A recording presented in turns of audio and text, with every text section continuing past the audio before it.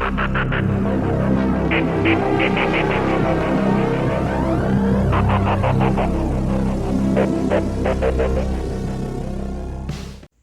back to Wrestling with Horror. My name is Andrew Dreamer. This is the channel where we talk about professional wrestling, we talk about horror movies, and we're going to look at all the ways that they intersect, connect, and everything in between. Today, I finally got around to checking out M3GAN. I found the movie on Peacock. I've been meaning to watch it for a while, but I finally got the chance to watch it, and I just wanted to do a review of it. Obviously, I watched the unrated version, because I wanted to experience this movie in its fullest capacity. I don't want a watered down version. I wanted to experience it how it was intended to be experienced. So that being said, we're going to jump right into the video. Before we really get going, make sure you're sticking around to the end of the video because I'm going to be talking just a little bit about some things that are coming up on the channel. Sort of like a little mini series type thing that I want to do. But that's really all I wanted to say. So let's get right into the review part of this video. So M3GAN tells the story of a young girl named Cady who has just lost her parents, and she's now having to live with her aunt Gemma. Gemma doesn't know how to take care of a child. She's never had to care for anybody other than herself. She spends all of her time building these toys for the company she works for. Even back in college, she was building things. This is all that she cares about. It's all that she's passionate about. But of course, she steps in, she takes Cady in and becomes her guardian. And obviously this is her niece. She loves her and she wants to help her. She just doesn't really know the best way to do it. So she uses the skills that she has to build this companion for Cady, this toy to help her kind of to heal, to cope with her parents' death. And everything seems like it's going good when she finally unveils M3GAN, who can talk, she can have conversation with Cady, she can learn about Cady, she pairs with her, so she is the only one that she can really play with and connect with. And everything seems great up until M3GAN begins to malfunction and operate in ways that she was not intended to. She learns to protect Cady, she wants to be a caregiver for Cady, and she wants to eliminate any possible threats towards Cady. This really kicks off when you get a young boy who's being mean to Cady and bullying her, and that's when we get our first kind of gory moment of the film. She basically rips this boy's ear off. She grabs it and she stretches it out and she holds it for an uncomfortably long time before it finally just rips right off his head. He begins freaking out, screaming, running away, where he stumbles into the road and gets ran over by a car. This boy is dead. And anytime a kid dies in a movie, it kind of hits me a little different. It's very emotional when you see children die in movies. And so from there, Gemma starts suspecting that things are not as they seem with M3GAN and Cady. And Cady is just so attached to this doll that she can't function without it. She starts going crazy. She's becoming angry at everything and everyone around her except for M3GAN. Now, our next fatality comes when the neighbor dog, who has attacked Cady on a separate occasion and is just mean, gets killed by M3GAN, and she buries the dog in the backyard. Now the neighbor suspects that Gemma is behind it because they've always argued back and forth about the dog and things like that, and she's just being mean to them as well. And that's when M3GAN decides that she's going to go over and take matters into her own hands by killing this old woman, this neighbor. She uses her pressure washer and chemical sprayer to basically melt off her face, and she uses a nail gun, and it's very brutal. It's very brutal. That's one thing I will say about this movie. When it has its moments, it is very brutal. Now from there, there's also this kind of background plot where Gemma's job is trying to unveil M3GAN as this new state-of-the-art toy. So they're building this whole campaign around it. They're gearing up for this launch event, and Gemma's having to get Cady to relinquish M3GAN for there. So they go to her office, and basically at this point Gemma knows that something's off. She has her very high suspicions that M3GAN is the one that killed the neighbor, who killed the young boy, the dog. She starts suspecting all this, and she sees that M3GAN has deleted some files in her video recordings and things like that. So she goes to this launch event, but they don't end up staying because she has a heart-to-heart with Cady, and she tells her, "You don't need M3GAN. I'm here for you. I love you. You're the only thing that I care about. I don't want you to become so attached to this doll that you withdraw from society completely. So they leave, and that's when M3GAN starts kind of springing to life a little more. When we get to the third act of this film, M3GAN just absolutely goes crazy. She tries to kill Gemma's two assistants who are helping her work on M3GAN. She attacks them. She blows up the lab. She runs out. She picks up this paper shredder after her little dance that we saw in the trailer and chases Gemma's boss, stabbing him through the midsection.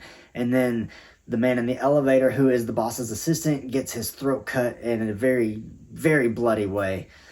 Like I said, this movie is brutal when it has its moments.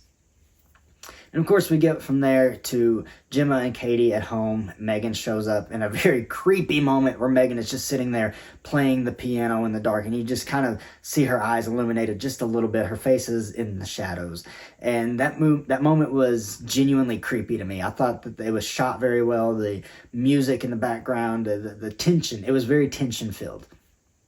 And that's when we get into the third act. There's a big fight between the three of them. Cady jumps in and helps. She picks up these controllers for this other robot that Gemma had built named Bruce, and she basically rips M3GAN in half. But of course, this is a horror movie, so why would that be the end? It's never the end when you think it's the end. So M3GAN's upper body crawls over the debris that's in this workshop and is still trying to kill them. And that's when Gemma gets the upper hand. She rips her face covering off, and then the main power chip or whatever you want to call it is exposed. And then Cady finally sticks a screwdriver in it and destroys M3GAN once and for all. This is when we realize, or we get told, that Gemma's assistants are actually alive. They did not die in the explosion, and they had alerted the police, and the police show up to help them, and that's where the movie ends. But right before it ends, we get a last-second shot of Gemma's home system that's kind of like Alexa, but it's called Elsie, and it's super intuitive. It turns around and the light comes on, and I guess we're kind of led to believe that M3GAN has inserted herself into Elsie's system because Elsie was not working earlier in the third act. But that's the plot of M3GAN. Now let's get into the few positives and negatives that I had about this movie. Overall, it was decent. Again, last year was a really good year for horror, and just now getting to check this out, I'm really excited that we've had movies like this. It was not my favorite movie, but it wasn't bad. It was actually pretty entertaining, pretty fun. I don't regret watching it. But we're gonna run through some positives and negatives. Biggest positive for me is the brutality in its moments.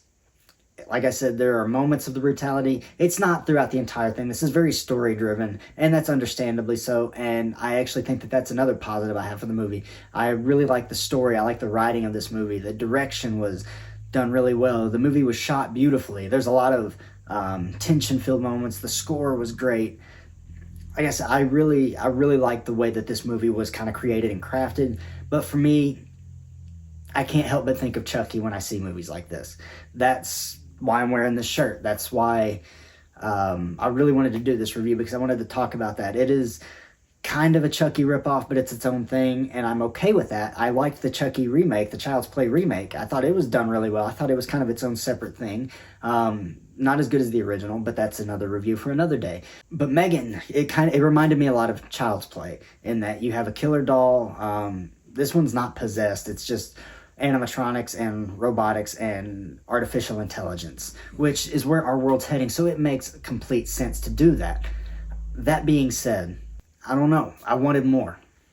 I wanted more. I wanted us to delve a little bit deeper into Gemma and Cady's relationship. I didn't think we got a whole lot there, but that's a time constraint. That's not really the movie's fault. I mean, it's the writing's fault, because you could have done a little more earlier in the film. But that's kind of a nitpick for me, because it's not even really that big of a deal for this film. I wanted more brutality. I wanted more violence. I wanted more gore. I thought we were going to get a little bit more of M3GAN in action. I thought we were going to get a little bit more of that. So I was a little disappointed with that aspect of the film. But you know what? That's really going to be the only couple negatives that I have. Everything else was pretty positive. And again, it wasn't my favorite movie. It's one that I'll rewatch in the future. I've heard that we're getting a sequel. The tentative name of that is M3GAN 2.0. So we'll see what happens with that if it comes to fruition. But that being said, that is my review of M3GAN. Let me know down in the comments what you thought about this movie. Did you think that it was very reminiscent of Chucky and Child's Play? Did you like this movie, or did you think that it was kind of overhyped by a lot of people? Just let's talk about it in the comments. Be respectful of everybody's opinion, and I'm excited to see what you all say about it. All right, now we're at the end of the video where I said that we were going to talk a little bit about what's coming in the near future for this channel. I'm going to continue to cover horror movies and wrestling news and upcoming events. We got WrestleMania just barely 2 weeks away. I'm really excited about that. There's a lot of cool things happening. We're going to do a few videos on WrestleMania. Evil Dead Rise comes out next month. I'm super excited about that. I'm probably going to review the entire Evil Dead series. Probably won't do Ash vs. Evil Dead because that's a lot of stuff to watch in that time. But something else I wanted to do is start this little series on the channel talking about different wrestling gimmicks, wrestling characters who are very reminiscent of horror movies like Undertaker or Bray Wyatt or Uncle Howdy now with that aspect of Bray Wyatt's character. Boogeyman. There's a lot of different characters in professional wrestling that can be adjacent to horror or horror inspired, and I want to talk about some of those. We'll do a video for each of those, and we'll kind of sporadically put those out over the next couple weeks. I'm going to start putting that together today after I finish filming this, actually. But that's what's coming up on this channel. I'm really excited about where we're headed. I appreciate all the support that you guys have given me.